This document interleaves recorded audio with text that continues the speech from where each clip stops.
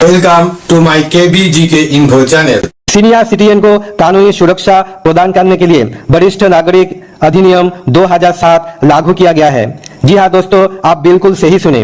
माता पिता और बुजुर्ग की देखभाल सुनिश्चित करने के लिए ये कानून बनाया गया है।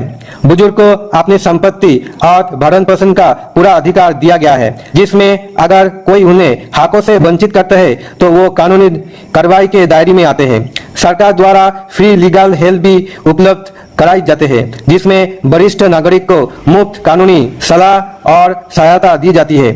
दोस्तों, अगर आप एक सीनियर सिटीजन है, मतलब आप एक वरिष्ठ नागरिक है और आपका उम्र 60 साल से ऊपर हो चुके हैं, चाहे आप एक महिला और पुरुष हो, मोदी सरकार 60 साल से ऊपर बुजुर्ग को यूनियन बजट 2025-26 में कई सारे उपहार, तोहफे और सुविधा देश भर लोगों के लिए लेकर आया है। चाहे आप देश की किसी भी राज्य जिला में आप रहते हैं, इन सभी नए सुविधाओं को लाभ सभी सीनियर सिटीजन यानी वरिष्ठ नागरिक को 20 दिसंबर 2025 से ले पाएंगे। लेकिन बहुत सारे लोगों को मालूम ही नहीं है आखिर सीनियर सिटीजन किसको बोला जाता है, क्या क्राइटेरिया होता है सीनियर सिटीजन का। वास्तविक में जो गांव में रहते हैं तो उन लोगों को इसका बारे में कुछ मालूम ही नहीं है, क्योंकि वो लोग कम पढ़े लिखे होते हैं। तो दोस्तों, आप लोगों को चिंतित होने का कोई जरूरत नहीं है। हम आपको बताएंगे आखिर सीनियर सिटीजन किसको कहते हैं और वरिष्ठ नागरिक का उम्र कितनी होनी चाहिए।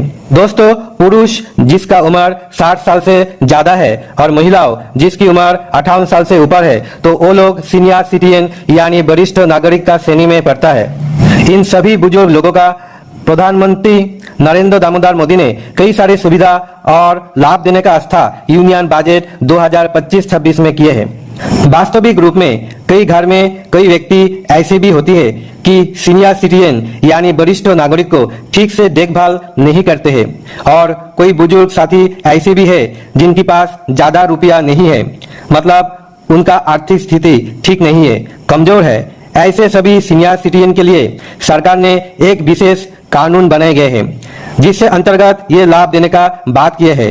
तो इसमें लाभ कई सारी है। तो दोस्तों, आज इस वीडियो में हम आपको इन सभी लाभों से 5 बड़े लाभ बताएंगे जो 20 दिसंबर 2025 से सभी सीनियर सिटीजन यानी वरिष्ठ नागरिक के ऊपर लागू होने जा रहा है। अगर आप भी सीनियर सिटीजन का विभाग में आते हैं तो समय रहते आप ये 5 महत्वपूर्ण जानकारी आप जरूर ले लीजिए। अगर आप इस चैनल पे नए हैं तो वीडियो को लाइक और चैनल को सब्सक्राइब जरूर करिए, ताकि आगे भी इसी तरह वीडियो आपको देखने के लिए मिल जाए जो कि आपका काम का हो।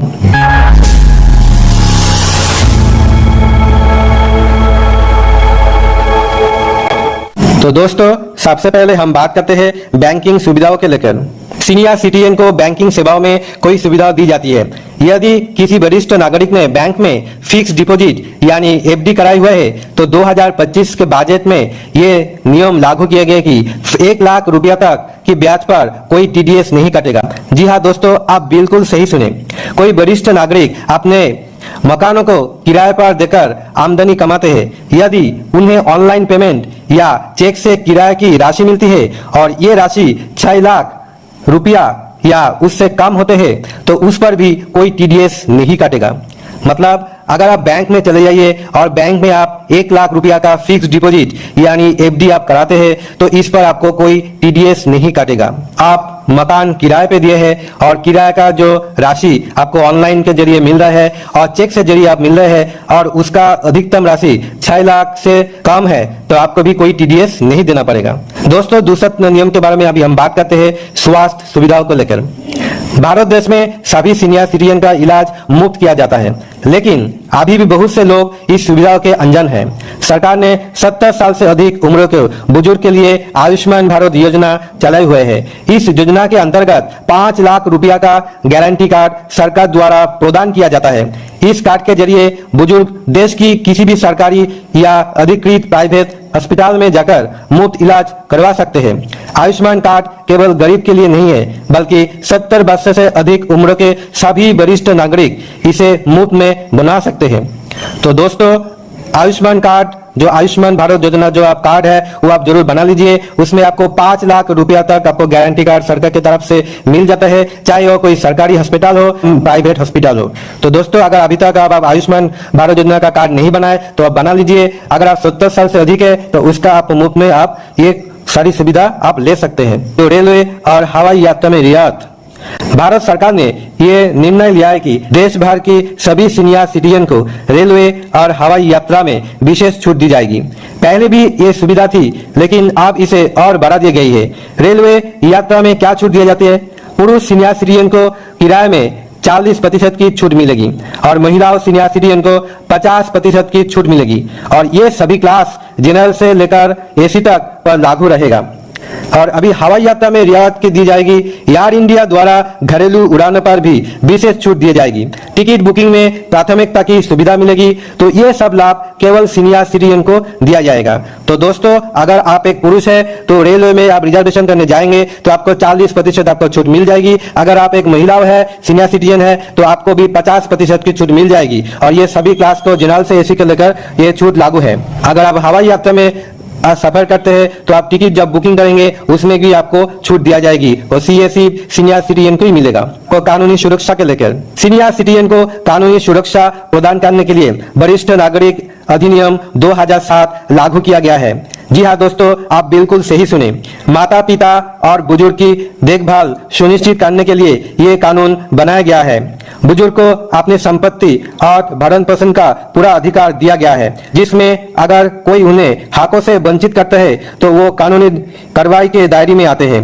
सरकार द्वारा फ्री लीगल हेल्प भी उपलब्ध कराई जाते हैं, जिसमें वरिष्ठ नागरिक को मुफ्त कानूनी सलाह और सहायता दी जाती है। अक्सर देखा गया कि बुजुर्ग को संपत्ति या अन्य अधिकार से वंचित कर दिया जाता है, और ये कानून से माध्यम से अपने अधिकार को रक्षा कर सकते हैं। अगर आप एक सीनियर सिटीजन है और घर पे आपका बेटा और बेटी आपको ठीक से देखभाल नहीं कर रहे, तब आप वरिष्ठ नागरिक अधिनियम 2007 के तहत कानूनी का सहारा ले सकते हैं, और ये भी आपको फ्री में मिल जाएंगे। आपका सामाजिक सुरक्षा पेंशन के बारे में अभी हम बात करेंगे। दोस्तों, अगला लाभ सीनियर सिटीजन को दिया जाता है वो सभी को मिलता है जिसका आर्थिक स्थिति ठीक नहीं है। जो सीनियर सिटीजन आर्थिक रूप से कमजोर है उन्हें सरकार मासिक पेंशन प्रदान करती है। ये पेंशन राशि हर राज्य में अलग अलग होती है। हरियाणा में 3000 रुपया प्रतिमाह, दिल्ली में 2500 से 3000 रुपया प्रतिमाह। ये सुविधा विशेष रूप से गरीब बुजुर्ग के लिए चलाई गई है, जो बीपीएल रेशन कार्ड धारक है उसके लिए। तो दोस्तों, अगर आप हरियाणा राज्य में रहते तो आपको 3000 रुपया पेंशन मिल जाएगी। अगर आप दिल्ली में रहते तो 2500 से 3000 रुपया तक आपको पेंशन मिल जाएगी। तो दोस्तों, इस वीडियो में सबसे अच्छा लाभ आपको कौन सा लगा, कमेंट सेक्शन में जाके जरूर कमेंट करिएगा। आशा करता हूँ आज का वीडियो आप लोगों को काफी पसंद आया होगा। वीडियो पसंद आए तो वीडियो को लाइक जरूर कर दीजिए। और दोस्तों, अगर आप केबीजी के इन्फो चैनल में पहली बार विजिट कर रहे तो चैनल को सब्सक्राइब जरूर कर दीजिएगा। बेल आइकॉन प्रेस करके सिलेक्ट ऑल करिए, ताकि ऐसे इंटरेस्टिंग एंड नॉलेजेबल वीडियो का नोटिफिकेशन सबसे पहले आपको मिले। दोस्तों, आप इस वीडियो आप दोस्त लोगों के साथ शेयर करिए। सोशल मीडिया यानी Facebook, WhatsApp, Instagram, Telegram, Twitter, LinkedIn, जितना सोशल मीडिया है उतना आप शेयर करना बिल्कुल मत भूलिएगा, क्योंकि इस वीडियो सबको आप शेयर करेंगे तो सबका जानकारी प्राप्त होना बेहद ही जरूरी है।